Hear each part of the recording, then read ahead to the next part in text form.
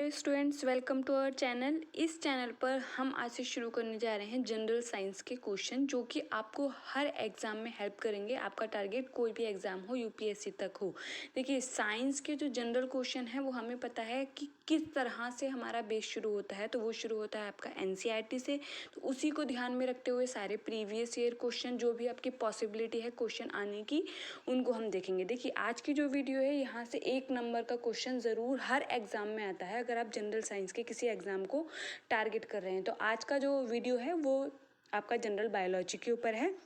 उसमें हम ले रहे हैं जीव विज्ञान की शाखाएं एवं उनके जनक। तो देखिए, आज के इस वीडियो में जो हम जनरल साइंस लिया है वो हमने लिया है जीव विज्ञान में। जीव विज्ञान में जो शाखाएं हैं और उनके जनक कौन है, ये बहुत ज़्यादा इंपॉर्टेंट है, हमें पता होना चाहिए। सबसे पहले तो हम जो बायोलॉजी पढ़ रहे हैं उसके जो जनक कहे जाते हैं, तो उनका मैं आपको बता दूं, उनके जनक कहे जाते हैं अरस्तु को, क्योंकि अरस्तु ने जीव विज्ञान के फील्ड में बहुत ज़्यादा काम किया। उन्हीं से ही अगर कहा जाता है तो आपकी 11th क्लास के आप एनसीईआरटी में देखेंगे जैविक वर्गीकरण चैप्टर में, वहाँ पर आपको बता रखा है कि जो वैज्ञानिक तरीके से जीवों के वर्गीकरण की शुरुआत की थी तो उस टाइम अरस्तु ने कर दी थी। उन्होंने बताया था कि 2 तरह के जगत होते हैं, जंतु और आपका पादप। लेकिन उन्होंने जो उस समय क्राइटेरिया दिया था वो एनिमल में रक्त को उपस्थित और अनुपस्थित के ऊपर दिया था, और पादपों को क्या, उनमें 3 भागों में विभाजित किया था। तो साइंटिफिक जो शुरुआत हो गई थी वो अरस्तु के टाइम से ही हो गई थी। इसीलिए अरस्तु को हम जीव विज्ञान का पिता कहते हैं, जीव विज्ञान का जनक कहते हैं। दूसरा फिर आता है कि जो अरस्तु हैं, इनका जो इंटरेस्ट था वो था आपका जंतु विज्ञान में। तो जंतु विज्ञान में भी अरस्तु को क्या कहा जाता है, जंतु विज्ञान का पिता कहा जाता है, क्योंकि इन्होंने जीव जंतु विज्ञान में बहुत ज़्यादा काम किया। इन्होंने अपने बुक में हिस्टोरिया एनिमिलिया जिसका नाम है, देखिए बहुत सारे क्वेश्चन जब आपको बताए जाते हैं तो उससे दूसरे क्वेश्चन भी सॉल्व होते हैं। तो इन चीज़ों को आप ध्यान रखिए। आपको चीज़ें अगर पता हैं तो अच्छी बात है, नहीं पता है तो इनको नोट करिए। तो जीव विज्ञान में जो जंतु विज्ञान जो शाखा है उसकी, उसमें उसके जनक भी आपके अरस्तु को कहा जाता था, क्योंकि इन्होंने कहा जाता है क्योंकि इन्होंने अपनी बुक हिस्टोरिया प्लांटेरम में 500 अलग अलग प्रकार के जंतुओं का जिक्र किया है, इसलिए इनको क्या कहा जाता है, जूलॉजी का फादर कहा जाता है। फिर आते हैं, उन्हीं के स्टूडेंट हैं थियोफ्रेस्टस। तो उनका जो इंटरेस्ट था वो किसकी तरफ था, बॉटनी की तरफ था, मतलब वनस्पति विज्ञान की तरफ था। इसलिए उन्हें वनस्पति विज्ञान के पिता कहा जाता है, क्योंकि उन्होंने अपनी बुक हिस्टोरिया प्लांटेरम में 500 प्रकार के पादपों का जिक्र किया है। फिर को देखिए, नेक्स्ट है आपका सूक्ष्म जीव विज्ञान, मतलब माइक्रोबायोलॉजी। देखिए यहाँ पर क्वेश्चन का अंतर समझिए, उसका आंसर भी चेंज हो जाता है। देखिए, सूक्ष्म जीव विज्ञान मतलब माइक्रोबायोलॉजी के जो फादर हैं वो है एंटोनी वॉन ल्यूवेनहॉक। इन्होंने क्या किया था, ये जीव विज्ञान के भी, मतलब आपके बैक्टीरियोलॉजी के भी फादर हैं, क्योंकि इन्होंने सबसे पहले अपने ही द्वारा बनाए गए माइक्रोस्कोप से क्या था, जीवाणु को देखा था, किसी जीवित कोशिकाओं को देखा था, वो क्या थे, एक बैक्टीरिया थे। तो इन्हें एंटोनी वॉन ल्यूवेनहॉक को जीवाणु विज्ञान का पिता भी कहा जाता है, साथ ही सूक्ष्म जीव विज्ञान का, माइक्रोबायोलॉजी का कहा जाता है। लेकिन अगर यहीं पर आपसे पूछा जाए आधुनिक सूक्ष्म विज्ञान मतलब मॉडर्न माइक्रोबायोलॉजी के फादर कौन है, तो आपने ध्यान रखना है, आंसर चेंज हो जाएगा। आंसर होगा फिर लुई पास्चर। फिर आता है फाइकोलॉजी। तो देखिए, फाइकोलॉजी क्या होता है, शैवाल विज्ञान। शैवालों के जो अध्ययन को बोलते हैं उसको क्या बोलते हैं, फाइकोलॉजी बोलते हैं। अगर इसके जनक कहे जाएं तो वो होते हैं विलियम हेनरी हार्वे। सीधे अगर आपसे पूछा जाता है कि फाइकोलॉजी के फादर, तो विलियम हेनरी हार्वे। लेकिन अगर वहाँ पे स्पेसिफिक आपको पूछा जाता है भारतीय शैवाल विज्ञान, तो फिर आपको एमओपी अयंगर ध्यान रखना है। क्वेश्चन को ऐसे ही अच्छे से पढ़ना है। कई बार हम बहुत सिली सी मिस्टेक कर देते हैं क्वेश्चन को पढ़ने में, वहीं पर हमारा आंसर गलत हो जाता है।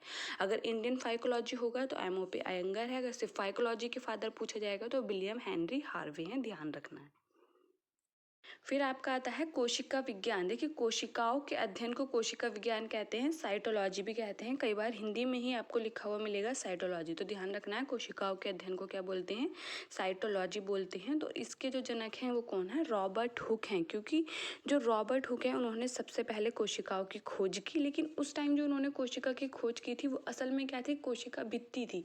जीवित कोशिका की जो सबसे पहले खोज की है, तो वो ध्यान रखना है, वो एंटोनी वॉन ल्यूवेनहॉक ने की है। इस चीज़ का ध्यान रखना है।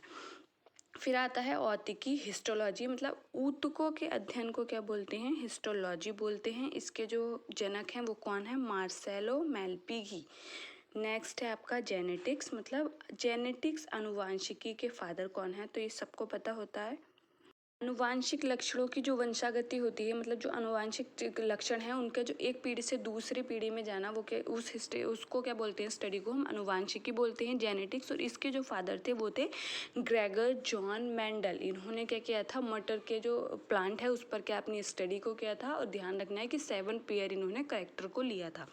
दूसरा आता है प्लांट फिजियोलॉजी, पादप कार्यकी, तो इसके जो फादर हैं वो है स्टीफन हेल्स।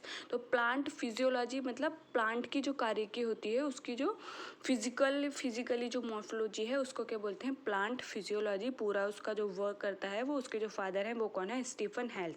फिर आता है जीवाणु विज्ञान, अभी मैंने आपको बताया था, वो उसके फादर कौन है, एंटोनी बॉन ल्यूबनहॉक। इन्होंने सबसे पहले अपने द्वारा बनाए गए माइक्रोस्कोप से एक जीवित कोशिका को देखा, और वो जीवित कोशिका क्या थी, वो जीवित कोशिका एक जीवाणु थी। इस चीज़ का ध्यान रखना है।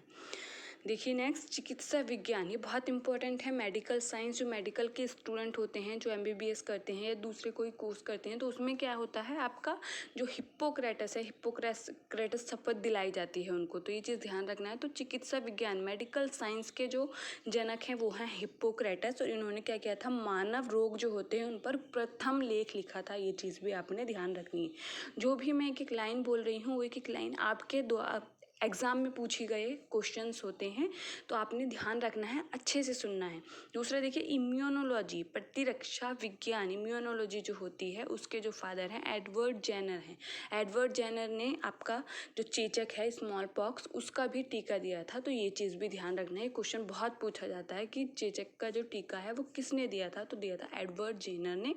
और इनको इम्यूनोलॉजी, प्रतिरक्षा विज्ञान का क्या कहा जाता है, जनक कहा जाता है। फिर उसके बाद आता है माइकोलॉजी, कवक विज्ञान। देखिए कई बार आपको माइकोलॉजी लिखा हुआ मिलता है, तो माइकोलॉजी जो स्टडी होती है वो होती है कवकों की जो अध्ययन है उसको क्या बोलते हैं, माइकोलॉजी बोलते हैं।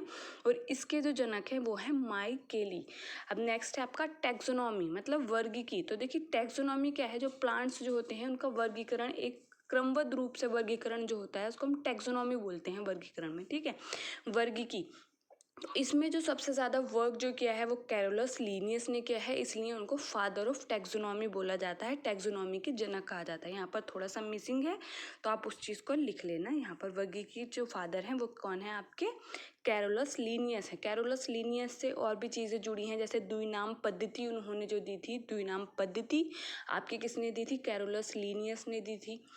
तो ये चीज़ भी ध्यान रखनी है। दूसरा देखिए फिर आता है आधुनिक अनुवांशिकी, मतलब मॉडर्न जेनेटिक्स। आपका जेनेटिक्स के जो फादर हैं वो ग्रेगर जॉन मेंडल हैं, लेकिन मॉडर्न जेनेटिक्स के जो हैं वो टीएच मॉर्गन हैं।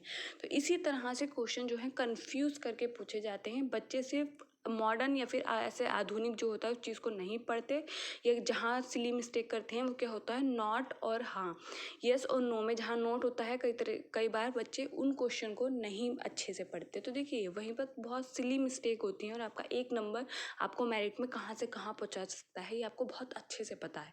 तो अपने जो क्वेश्चन है उनको इतना स्ट्रॉन्ग कीजिए कि आप जब एग्ज़ाम में बैठें तो आपको किसी भी क्वेश्चन में कन्फ्यूज़न ना हो। Thank you. वीडियो को लाइक, चैनल को सब्सक्राइब कर लीजिए। हम मिलते हैं हमारे नेक्स्ट वीडियो में जनरल साइंस के और भी बहुत अच्छे अच्छे क्वेश्चंस के साथ, जो आपको आपके एग्ज़ाम में बहुत ज़्यादा हेल्प करेंगे। तो दूसरों के साथ शेयर करना बिल्कुल भी ना भूलें। Thank you.